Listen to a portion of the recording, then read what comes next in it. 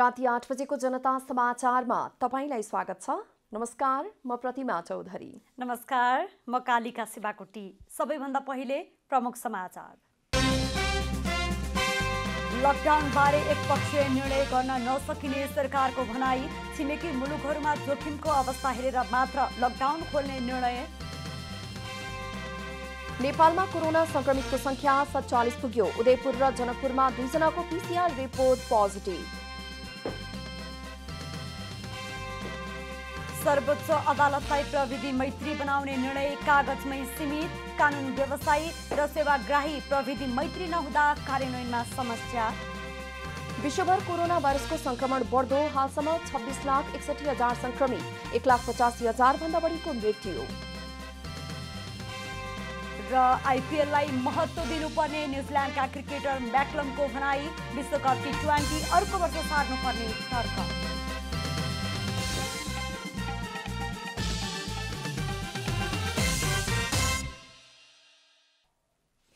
अब पुरा समाचार। सरकारले छिमेकी मुलुकहरूमा कोरोना भाइरसको जोखिमको अवस्था हेरेर लकडाउन खोल्ने विषयमा निर्णय हुने बताएको छ। जनतामा चेतनाको विकास कतिको भएको छ भन्ने कुराले पनि लकडाउन बारे निर्णय गर्न सकिने सरकारको भनाइ छ।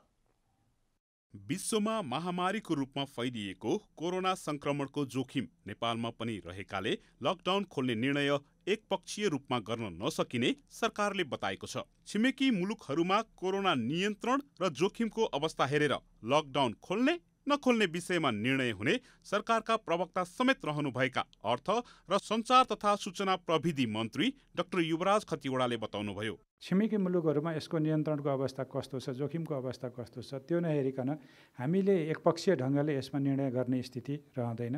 किनभने हाम्रो खुला सिमाना छ, खुला सिमानामा आवत जावत भइ नै रहन्छ। खतिवडाले छिमेकी मुलुकमा कोरोना रोकथामको प्रयास र नेपालमा स्वास्थ्य उपचारको पूर्व तयारी, स्वास्थ्य परीक्षणका विधिहरू, उपकरण तथा स्वास्थ्यकर्मीको अवस्थाहरूलाई ध्यानमा राखेर लकडाउन खुल्ने बताउनुभयो। नागरिकहरूमा कोरोनाप्रति चेतनाको विकास कतिको भएको छ भन्ने कुराले पनि लकडाउन खुल्ने नखुल्ने कुरामा प्रभाव पार्ने उल्लेख गर्दै उहाँले जोखिम मुक्त छौं भन्ने भएपछि मात्रै लकडाउन खोलिने बताउनुभयो।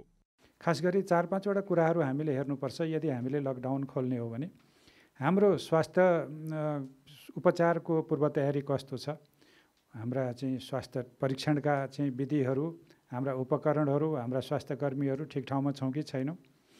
अलि धेरै चाहिँ विस्फोटै हुने स्थिति भयो भने हाम्रो सम्पूर्ण पूर्वाधारहरू बेडदेखि लिएर सबै उपकरणहरू पर्याप्त छन् कि छैनन् र हामीले नागरिकहरूमा पर्याप्त चेतना, सामाजिक दूरी कायम गर्नुपर्छ र अनुशासनमा बस्नुपर्छ भन्ने कुरा पर्याप्त नागरिकहरूमा त्यो विकसित भइसकेको छ कि छैन, यस्ता धेरै कुराहरू हामीले हेरेर अनि हामी जोखिमबाट मुक्त छौँ भन्ने भएपछि बल्ल यो खोल्ने हो।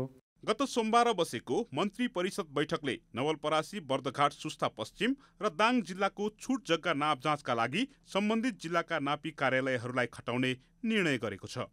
यस्तै मुस्ताङ र काभ्रे पलाञ्चोक जिल्लाको जग्गा पनि पुनः नाप जाँच गर्ने निर्णय सरकारले गरेको छ। बैठकले विद्युत सम्बन्धी कानुनलाई संशोधन र एकीकरण गर्न बनेको विधेयक संघीय संसदमा पेश गर्न स्वीकृति दिने निर्णय पनि गरेको छ। विश्व बैंक समूहको अन्तर्राष्ट्रिय विकास संस्थाबाट 10 करोड अमेरिकी डलर ऋण सहायता स्वीकार गर्ने निर्णय पनि सरकारले गरेको छ। यस्तै अख्तियार दुरुपयोग अनुसन्धान आयोग र मालपोत कार्यालयको संगठन संरचना र दरबन्दी स्वीकृति गर्ने निर्णय पनि बैठकले गरेको छ। नेपालमा 2 जना कोरोना संक्रमित थपिएका छन्। उदयपुर र जनकपुरमा 2 जनाको पीसीआर रिपोर्ट पोजिटिभ आएसँगै नेपालमा कोरोना संक्रमितको संख्या 47 पुगेको हो। राष्ट्रिय जनस्वास्थ्य प्रयोगशालामा भएका परीक्षणहरूमा उदयपुरका 55 वर्षीय महिला र जनकपुरका 14 वर्षीय किशोरमा कोरोना पोजिटिभ देखिएको हो। उनीहरूको स्वास्थ्य अवस्था सामान्य रहेको स्वास्थ्य तथा जनसङ्ख्या मन्त्रालयका प्रवक्ता डाक्टर विकास देवकोटाले बताउनुभयो। राष्ट्रिय जनस्वास्थ्य प्रयोगशालामा उदयपुरबाट सङ्कलन गरिएको पीसीआर विधिबाट गरिएको नमुना परीक्षणमा 1 जना 55 वर्षीय महिलामा पोजिटिभ देखिएको छ। त्यसै गरी जनकपुरका 14 वर्षीय पुरुषको पनि पोजिटिभ देखिएको छ। आज जम्मा कुल 2 जना थप संक्रमितको पहिचान भएको छ। यसरी कुल संक्रमितको संख्या 47 पुगेको छ। यस्तै बिहीबार नै थप 2 जना संक्रमित निको भएर घर फर्किएका छन्। प्रवक्ता देवकोटाका अनुसार पाटन अस्पतालमा उपचाररत पेप्सीकोलाका 58 वर्षीय पुरुष र 81 वर्षीय महिला उपचारपछि निको भएर घर फर्किएका हुन्। चैत्र पहिलो साता बेलायतबाट फर्किएका उनीहरूको वैशाख 1 गते र्यापिड टेस्ट गर्दा कोरोना पोजिटिभ देखिएको थियो। सोही दिन उनीहरूलाई अस्पताल भर्ना गरिएको थियो।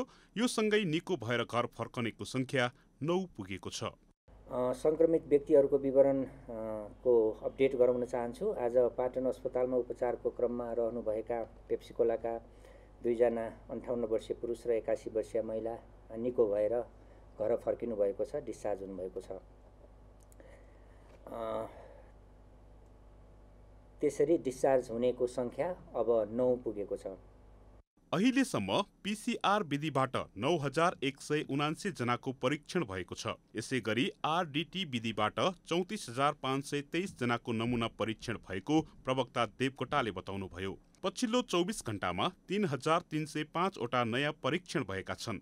प्रदेश नम्बर 1 मा 3592, प्रदेश नम्बर 2 मा 4529 र बागमती प्रदेशमा 6155 वटा परीक्षण भएका छन्। यसै गरी गण्डकी प्रदेशमा 4555, प्रदेश नम्बर 5 मा 2756, कर्णाली प्रदेशमा 4735 र सुदूरपश्चिम प्रदेशमा 8201 जनाको आरडीटी परीक्षण भएको उहाँले बताउनुभयो। अहिले देशभर 10,573 जना क्वारेन्टाइनमा रहेका छन्।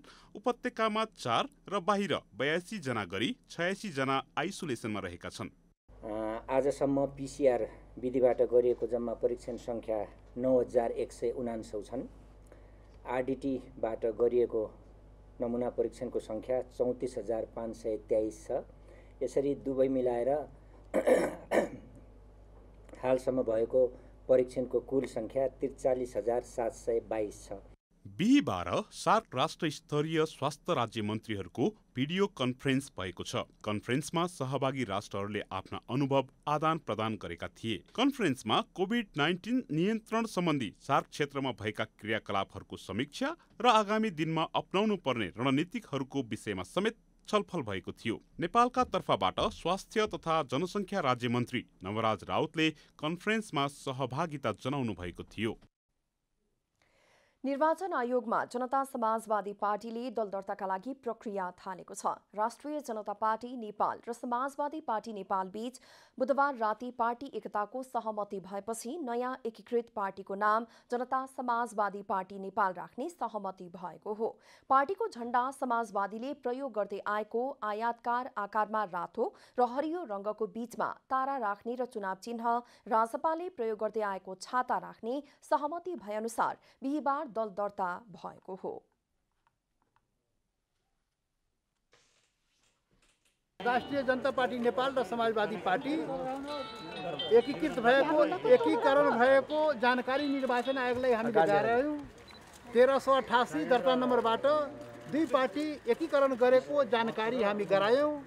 अब बाँकी प्रक्रियाहरू विधिवत प्रक्रियाहरू हामी दुईटी पार्टीले पूरा गरेर पछि लकडाउन पछि हामी सबै दस्तावेजहरू बुझाउँछौँ। लोकतन्त्रको रक्षा गर्न राष्ट्रिय जनता पार्टी नेपाल र समाजवादी पार्टी नेपाल बीच सहमति भएको र सोही कुरा जानकारी गराउन आफूहरू निर्वाचन आयोग आएको समाजवादी पार्टीका नेता उपेन्द्र यादवले जानकारी दिनुभयो। गणतन्त्रलाई रक्षा गर्न, लोकतन्त्रलाई रक्षा गर्न का लागि दुई पार्टीहरू समाजवादी पार्टी र राष्ट्रिय जनता पार्टी एकीकृत भई जनता समाजवादी पार्टीको गठन भएको छ। त्यसैको जानकारी निर्वाचन आयोगले दियो। सरकारले दल विभाजनका लागि खुकुलो हुने गरी राजनीतिक दल सम्बन्धी ऐन अध्यादेशबाट संशोधन गरेपछि समाजवादी विभाजन हुने निश्चित भएको अवस्थामा दुई दलले एकता घोषणा गरेका हुन्। दुवै दलसँग संघीय संसदमा 17 जना सांसद छन्। समाजवादीका कम्तीमा 7 जना सांसदले 1-2 दिनभित्रै पार्टी विभाजन गर्ने अन्तिम तयारी गरेपछि राजपा र समाजवादीले त्यसलाई समेत रोक्ने गरी एकताका लागि तयार भएका हुन्।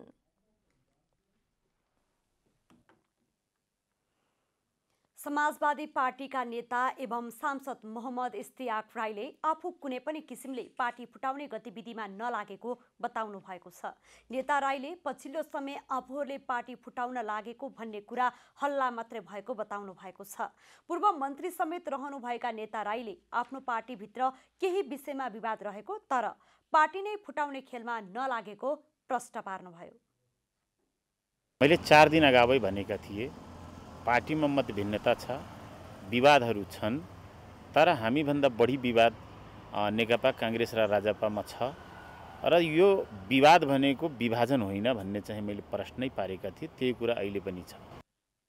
उहाँले सञ्चार माध्यममा यो विषय कसरी आएको भन्ने विषय भने आफूले थाहा पाउन नसकेको समेत बताउनुभयो। पछिल्लो घटनाक्रमले पार्टीलाई राम्रै गरेको बताउनुभयो। उहाँले सङ्घर्ष गरिरहेका शक्तिहरू एक ठाउँमा आउनु खुसीको कुरा भएको समेत बताउनु भएको छ। एउटा चाहिँ उत्पीडित वर्ग र समुदायले र आम नेपाली एउटा देखेको जुन सपना थिए, जुन सङ्घर्ष गर्ने चाहिँ शक्तिहरू थिए, एक ठाउँमा चाहिँ यो घटनाले ल्याइदिएको छ। एउटा खुसीको खबर हो।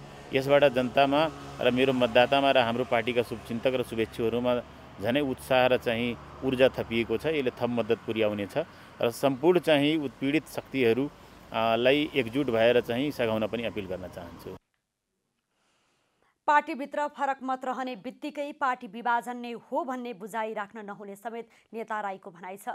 ठुला पार्टीमा झन् ठुलो विवाद रहेको, त्यसमा मिडियाको ध्यान नजाने तर सानो पार्टीमा चासो बढेको र यसले आफूमाथि लागेको आरोप दुर्भाग्यपूर्ण भएको उहाँले बताउनुभयो।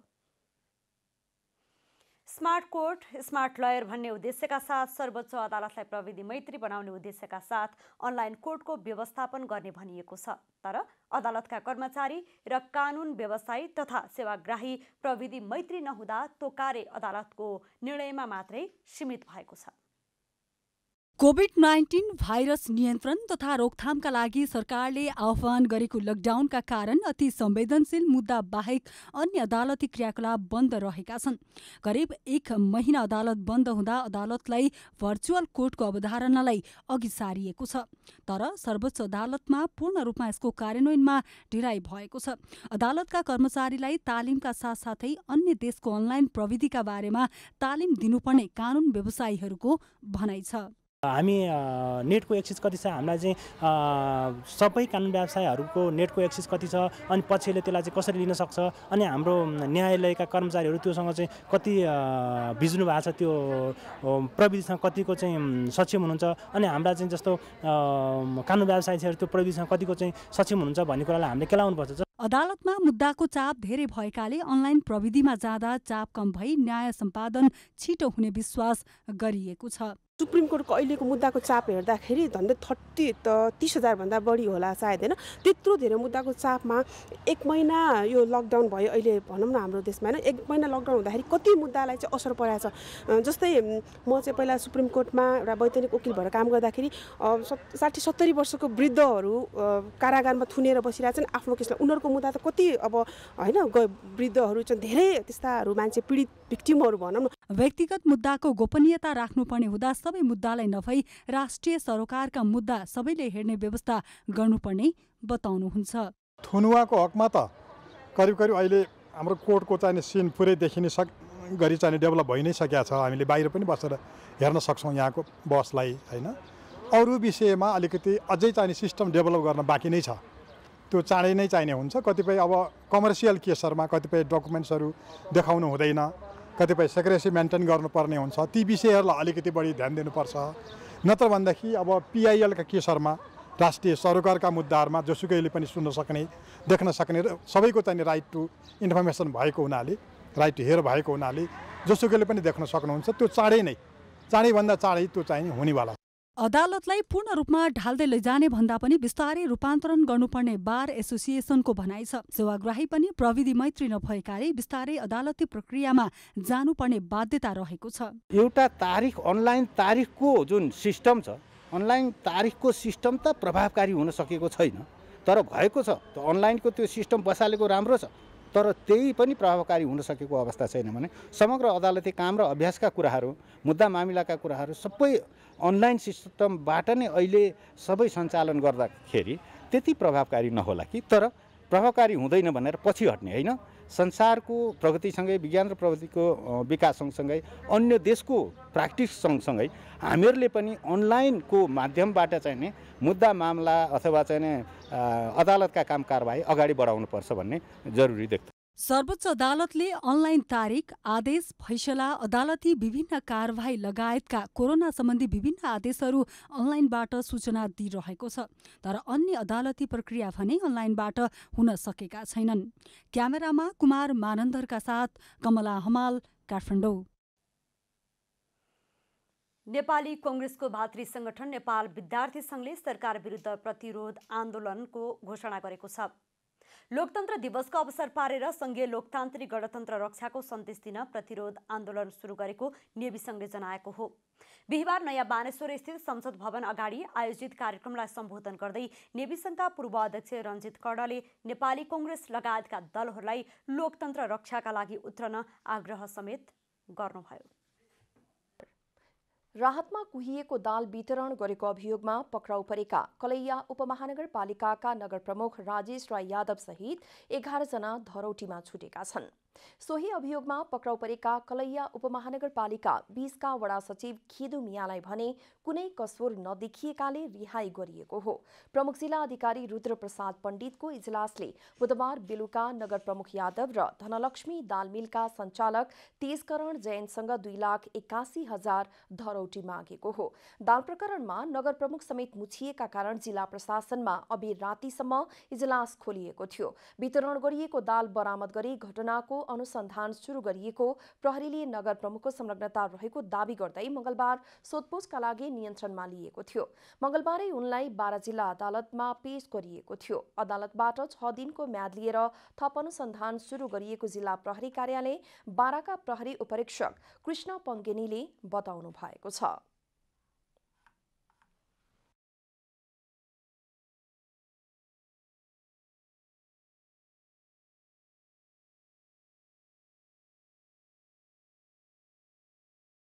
त्यो दाललाई परीक्षण गरायौँ। परीक्षण पश्चात दाल चाहिँ खान योग्य छैन भन्ने खालको रिपोर्ट हामीलाई प्राप्त भइसकेको छ।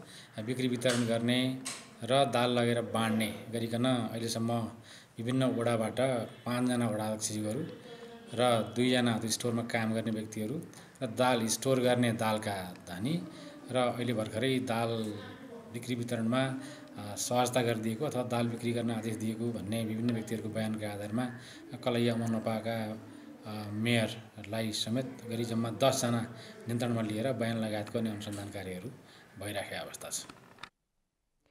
बुधबार प्रहरीले नगर प्रमुखका काकाको छोरा रोशन भनिने रविन्द्र यादवलाई पनि नियन्त्रणमा लिएको छ। नगर प्रमुख यादव सहित मंगलबार प्रहरीले यादव आइस एन्ड कोल्ड स्टोरका मुन्सी बच्चु दास भनिने बच्चु यादव र कलैया वडा नम्बर 27 का वडाध्यक्ष रियाजुल अन्सारीलाई समेत नियन्त्रणमा लिएको थियो। लकडाउन लम्बिएसँगै खाद्य वस्तुको अभाव हुन नदिन कास्कीको पोखरामा सस्तो चामल बिक्री सुरु भएसँगै चामल किन्नेहरूको भिड लागेको छ। खाद्य व्यवस्था तथा व्यापार कम्पनी लिमिटेड अञ्चल कार्यालय पोखराले बिहान 10 बजेदेखि बेलुकी 4 बजेसम्म दैनिक चामल बिक्री गरेको अञ्चल प्रमुख भोजराज पाण्डेले बताउनुभयो। सामाजिक दूरी कायम गरी लाइन व्यवस्थित बनाउन वडा प्रहरी कार्यालय बैदामसँग सहयोग मागिएको र वडा प्रहरी कार्यालयले सामाजिक दूरी कायम गरी लाइन व्यवस्थित गर्न सहयोग गरेको छ। चामल लिन अहिले पोखरा महानगरपालिका वडा नम्बर 17 मा रहेको खाद्य भण्डारमा आजकल दैनिक जसो मानिसहरूको लामो लाइन देखिन्छ। कम्पनीले अहिले 30 केजीको जापानिज चामल 1,279 रुपैयाँ र सोना मन्सुली चामल 30 केजीको 1,255 रुपैयाँ 55 पैसामा बिक्री गर्दै आएको छ। जिल्ला अदालत काठमाडौँले पूर्व सचिव भीम उपाध्यायलाई अनुसन्धानका लागि 3 दिन थुनामा राख्न अनुमति दिएको छ। नेपाल प्रहरीको साइबर ब्युरोले पक्राउ गरेका नेपाल सरकारका पूर्व सचिव भीम उपाध्यायलाई म्याद थपका लागि जिल्ला अदालत काठमाडौँमा उपस्थित गराएको थियो। विद्युतीय कारोबार ऐनमा व्याख्या भएको कसुर अनुसार अनुसन्धानका लागि उपाध्यायलाई 3 दिन हिरासतमा राख्न प्रहरीलाई अदालतले अनुमति दिएको हो। अदालतले अनुसन्धानका लागि 3 दिनको अनुमति दिएको नेपाल प्रहरीको साइबर ब्युरोका एसएसपी नवीन अर्यालले जानकारी दिए।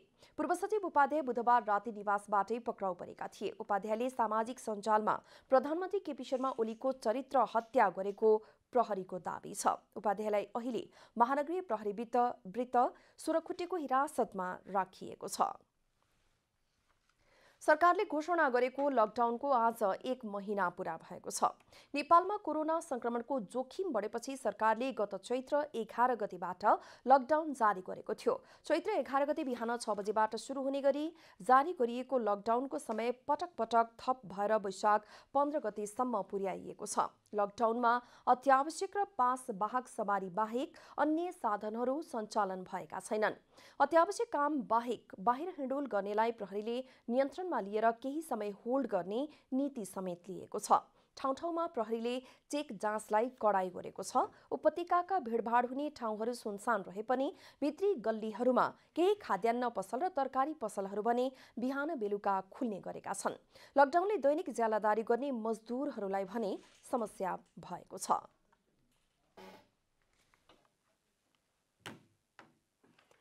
कोरोना भाइरस संक्रमण रोकथामका लागि बाहिरी जिल्लाबाट आउने तरकारीमा लगाइएको प्रतिबन्ध पाल्पामा प्रहरीकै मिलेमतोमा उल्लङ्घन भएको पाइएको छ। फलफुल, टमाटर र तरकारी जिल्ला प्रहरी कार्यालय र तानसेनका अन्य व्यापारीलाई बिक्री गरी बुर्तिवाङ जाने तयारीमा रहेको जिपलाई गैराती नियन्त्रणमा लिएपछि यस्तो खुलासा भएको हो। बुटौलबाट गुडेको लु 14587 नम्बरको पिकअप बोलेरो बुधबार राति प्रहरीले नियन्त्रणमा लिएको थियो। भैरवाबाट भन्ने छ त कुरा त? भैरवाबाट हैन, प्याज मैले भैरवाबाट लोड गरेको, अरु सामान यहाँ बुटोलबाट। प्याज भैरवाबाट ल्याउनु? हजुर। अनि बुटोलबाट के भैरवाबाट के भन्नु त? त्यही प्याज मात्रै बुटोल हो भैरवा। दोकानले केही भनेनन् चौकीले तपाईले? दोकानको चौकीले के भन्नु अब सोध्दैनन् के? सोधेको थिए, हेरेको थिए। के भन्नु? टमाटर पनि सोधे देखे हैन? देख्न त टमाटर खै के अरे थाहा भएन।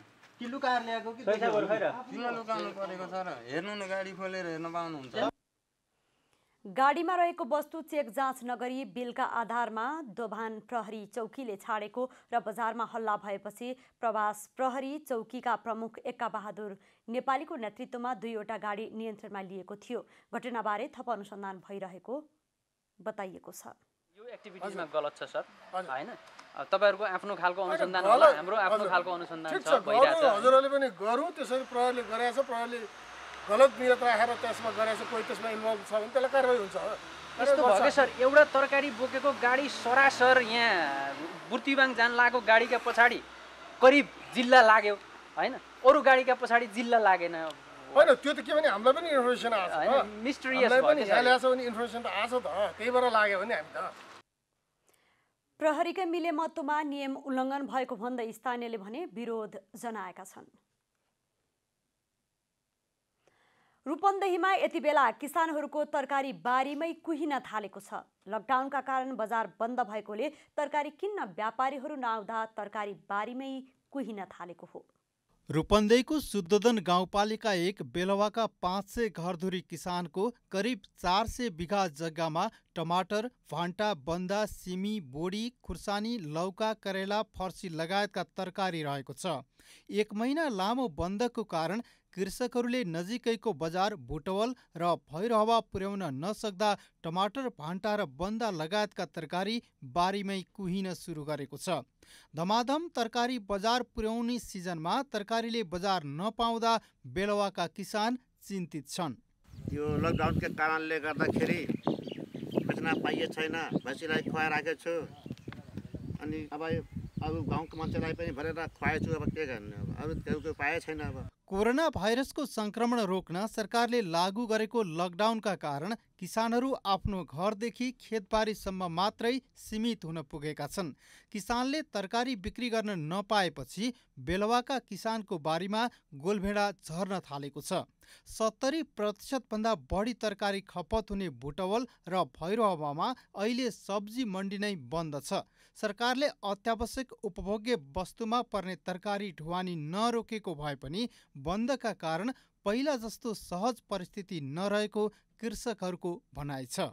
यो लकडाउनले गर्दाखेरि हामीले बेच्न पाए छैनौँ। हामी लगानी कति 1 लाख भन्दा बढी लगाएका छौँ। फलेपछि कोही राखेछ एकदम, अनि कहीँ बेच्नलाई जाँदाखेरि बाटोमा लखेटिराखेछन्, पुलिसहरूले लखेटिराखेछन्, अनि हामी भैँसीलाई खुवाउन बाध्य भएछन् र खेतमा कोही राखेछ।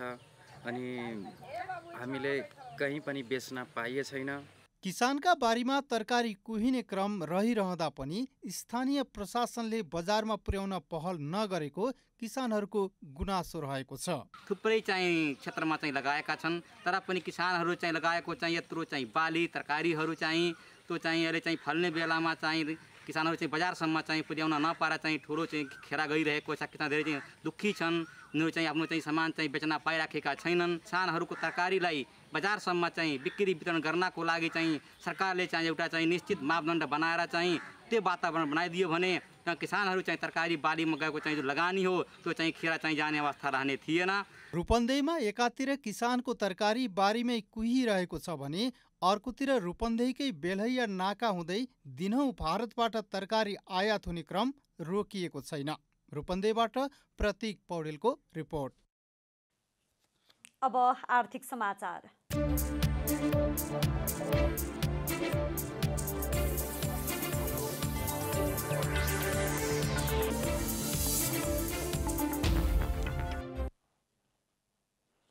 नेपालकै ठुलो तथा गण्डकी प्रदेशकै नमुना पोल्ट्री फर्म लकडाउनले सङ्कटमा परेको छ। स्याङ्जाको भिरकोट नगरपालिकामा अवस्थित खिलुङ कालिका एग्रो फर्म लकडाउनका कारण घाटामा चलिरहेको छ।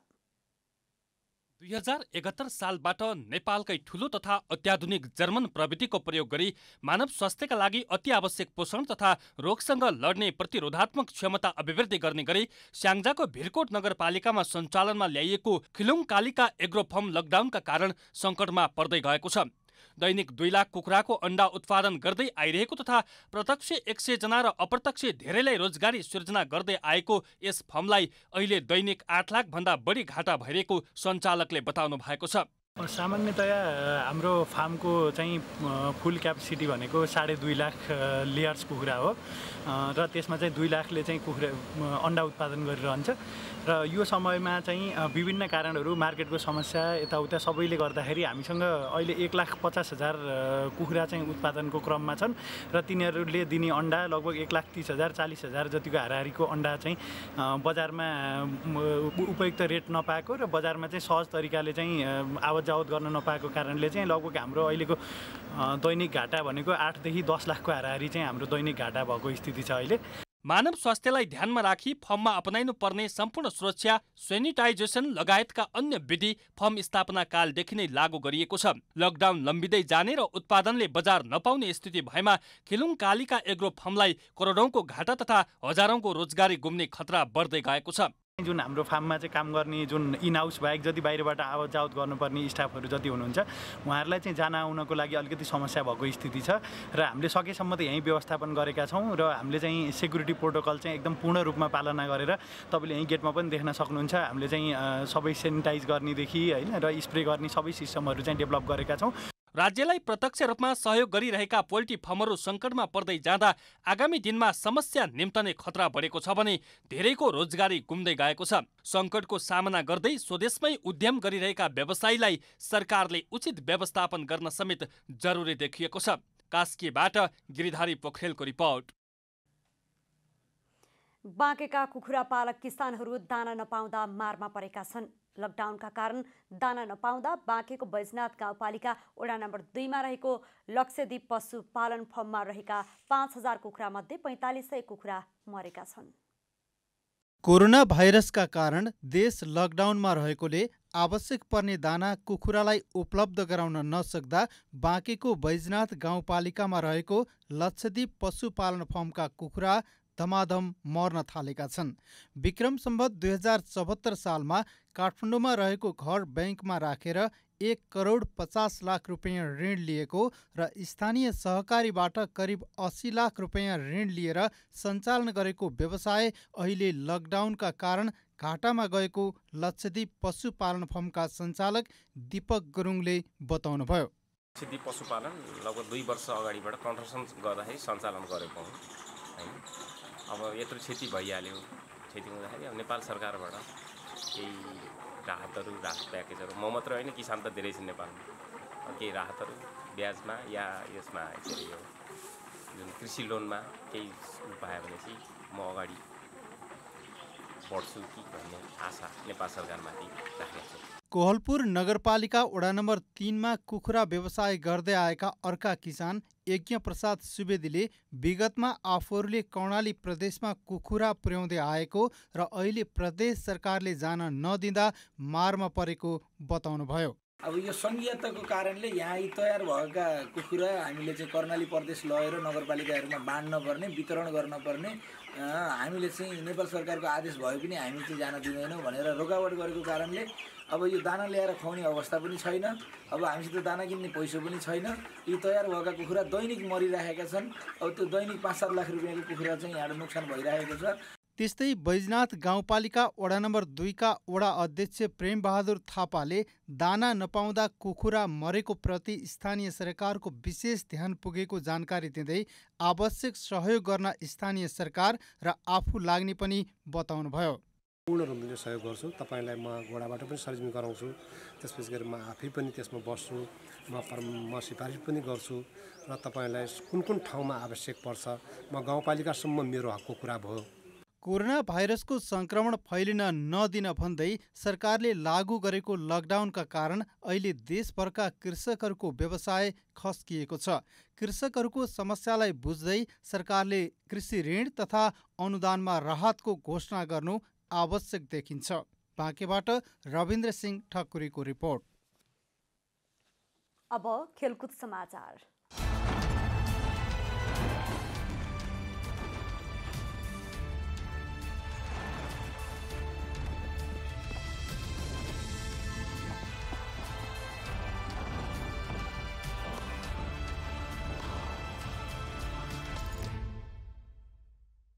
न्युजिल्यान्डका पूर्व राष्ट्रिय क्रिकेटर ब्रेडन मैकलमले कोरोना भाइरस कोभिड-19 को संक्रमणपछि विश्वकप T20 भन्दा इन्डियन प्रिमियर लिग IPL क्रिकेटलाई महत्त्व दिनुपर्ने बताएका छन्। उनले कुराकानीको क्रममा 2020 मा तय भएको विश्वकप T20 अर्को वर्षको लागि गर्नुपर्ने र सो समयमा IPL गर्नुपर्ने बताए। कोरोनाको कारण अहिले IPL अनिश्चितकालका लागि स्थगित भएको छ। भारतीय क्रिकेट बोर्ड BCCI ले पनि IPL कुन मितिमा गर्न सकिन्छ भनेर नयाँ मिति समेत तोक्न सकेको छैन। यस्तो अवस्थामा मैकलमले विश्वकपको स्थानमा IPL लाई अघि सार्नुपर्ने बताएका छन्। उनका अनुसार तोकिएको मितिमा T20 विश्वकप क्रिकेट मुस्किल हुनेछ।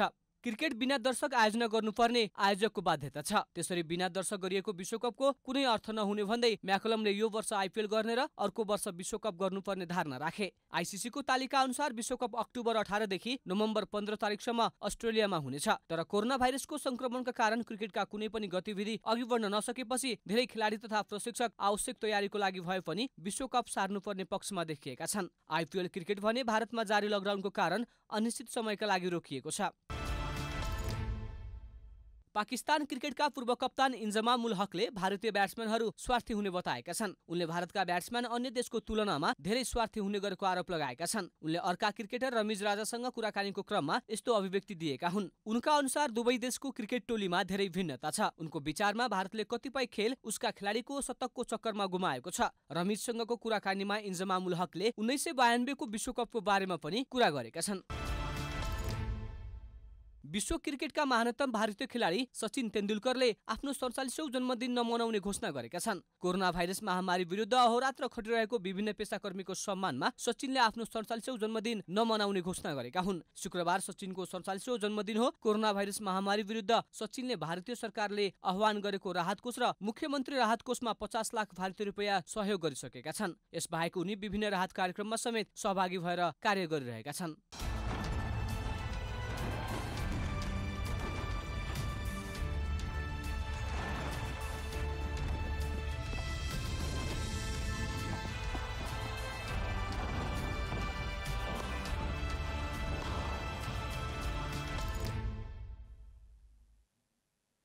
अब मौसम समाचार।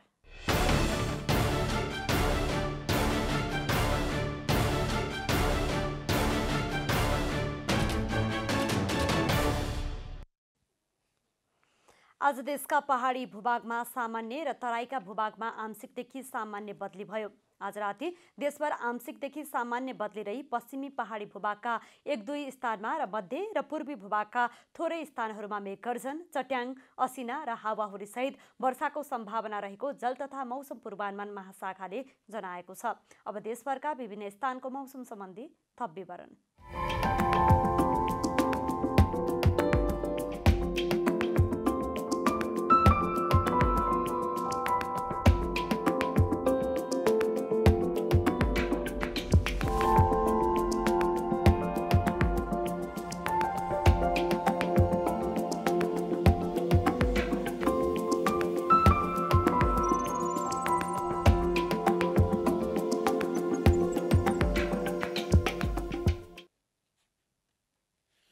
अन्त्यमा आजको डायरी।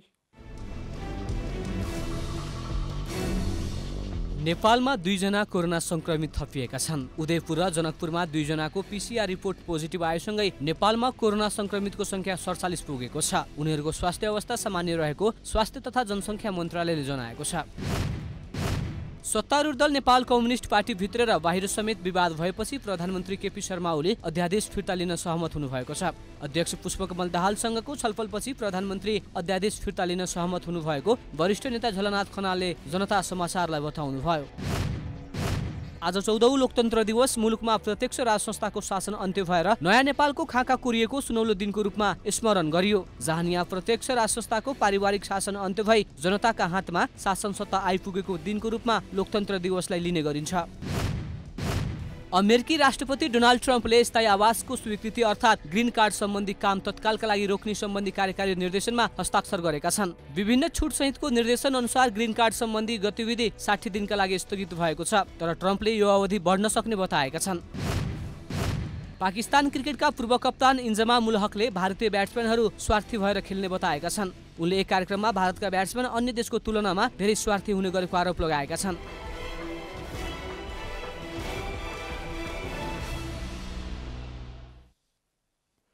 जनता समाचार अहिलेलाई यति नै। जनताद्वारा जनताका लागि प्रसारित जनता टेलिभिजनका कार्यक्रमहरू युट्युब, ट्विटर, फेसबुक र हाम्रो वेबसाइट जनतासमाचार.com मा पनि पढ्न र हेर्न सक्नुहुनेछ। सूचनामा तपाईको सहभागिता, समयमा समाचार हाम्रो प्रतिबद्धता। कोरोना भाइरसको संक्रमणबाट बस्न नियमित रूपमा साबुन पानीले मिची हात धौँ, भिडभाडबाट टाढै रहौं। नमस्कार।